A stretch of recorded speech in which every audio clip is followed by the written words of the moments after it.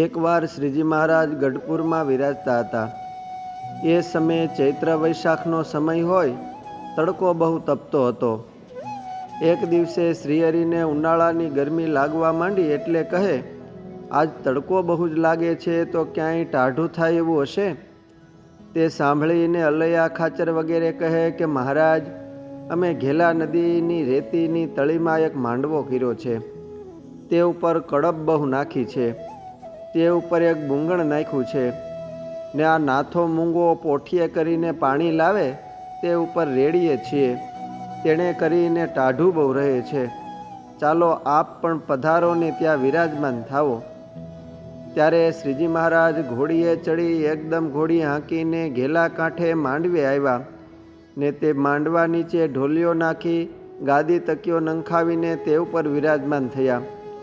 અલૈયા ભક્ત વગેરે સૌ અને કારભારીઓએ મળી શ્રીજી મહારાજ સારું મલિયાગર, ચંદન, ગુલાબજળ, ફૂલનો સુરવાળ, ફૂલનો જામો, ફૂલની પાગ, ફૂલની પછેડી અને ફૂલના બાજુબંધ બેરખા વગેરે કેટલીક સામગ્રીઓ લઈને આવ્યા. ત્યારે સચ્ચિદાનંદ સ્વામી દાડમ, સાકરનું બુરું અને બદામ વગેરે ફળો લઈ આવ્યા. પછી મહારાજને બાજોઠ ઉપર બેસાડીને નવરાવ્યા, ને શ્વેત વસ્ત્ર પહેરાવ્યું, ને ચંદને કરીને મહારાજને સર્વે અંગે લેપન કર્યું, ને ફૂલનો પોશાક ધરાવ્યો, અને બદામ, સાકર, જામફળ વગેરે સુધારીને મૂળજી બ્રહ્મચારીએ આગળ મેલા. તે મહારાજ જમ્યા અને અગરબત્તીનો ધૂપ કરી કપૂરની આરતી ઉતારી 8 જણાને શ્રીજી મહારાજે રાજી થઈને ચરણારવિંદ આપ્યા. શ્રીજી મહારાજ શ્વેત વસ્ત્ર પહેરી ઢોલિયા ઉપર વિરાજમાન થયા.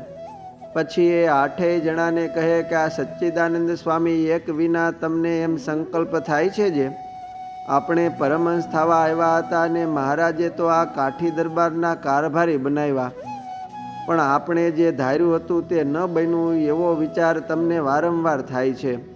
પણ તમારે એને કાઠી દરબાર સમજવા નહીં. એ તો જ્યાં પરમેશ્વર હોય ત્યાં જ હોય, માટે તમારો સંશય ટાળો. તેમાં પ્રથમ હરજી, ઉકો અને નાનો રામજી એ ત્રણેય સમાધિમાં બેસો. પછી તે ત્રણેય જણા સમાધિમાં બેઠા. તેમને જીવબા સાક્ષાત લક્ષ્મી રૂપે ચતુર્ભુજ મૂર્તિને અલંકારે સહિત જણાણા, ને તેમને મહારાજની પાસે દેખા. તે જોઈ સૌ અતિ મહાવિસ્મય પામ્યા, ને સમાધિમાંથી જાગી હાથ જોડીને કહે, હે મહારાજ, આપે કૃપા કરીને આજ અમારો સંશય ટાળ્યો, અને અમારા સંશયરૂપી અપરાધને ક્ષમા કરજો, એમ કહી પગે લાગ્યા. એ સમયે મોટા રામજી અને ગણેશ ભક્તને ધ્યાનમાં બેસાડ્યા. તેમને લાડુબાઈ સાક્ષાત રાધિકા રૂપે દેખાણે, ને રાજીબા ને રાજબાઈ સાક્ષાત સરસ્વતી રૂપે જણાણા, ને તે બંને ગોલોકમાં અને શ્રીજી મહારાજના સમીપમાં અક્ષરધામમાં પણ દેખાણા. તે પ્રતાપ જોઈ આનંદની સાથે બેઉ તાળીઓ પાડવા માંડી. સમાધિમાંથી ઉઠીને બેઉએ મહારાજની કેટલીક સ્તુતિ કરીને કહે કે હે મહારાજ, અમારા મનનો સંશય ટાળશો. એ બધા કાંઈ કાઠી દરબારના પરિવાર નથી, એ તો સાક્ષાત તમારા અંગરૂપ છે. પછી અલૈયા ભક્તને તથા પૂંજાજીને ધ્યાનમાં બેસાડ્યા. તેમને તો ઉત્તમ રાજા સાક્ષાત અક્ષરમુક્ત રૂપે દેખાણા. પછી ધ્યાનમાંથી ઉઠીને કહે કે હે મહારાજ, આ દાદા ખાચર તો સાક્ષાત અક્ષરમુક્ત છે, અને અમને જે સંશય થયા તે તો અમે ધૂળ ખાધી, એમ બોલ્યા.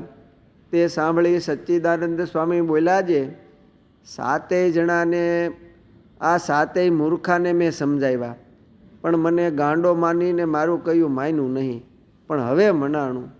તે સાંભળી મહારાજ ऐसा અને સચ્ચિદાનંદ સ્વામી ઉપર રાજી થઈને એમને છાતીમાં ચરણારવિંદ આપ્યા. અસ્તુ જય સ્વામિનારાયણ.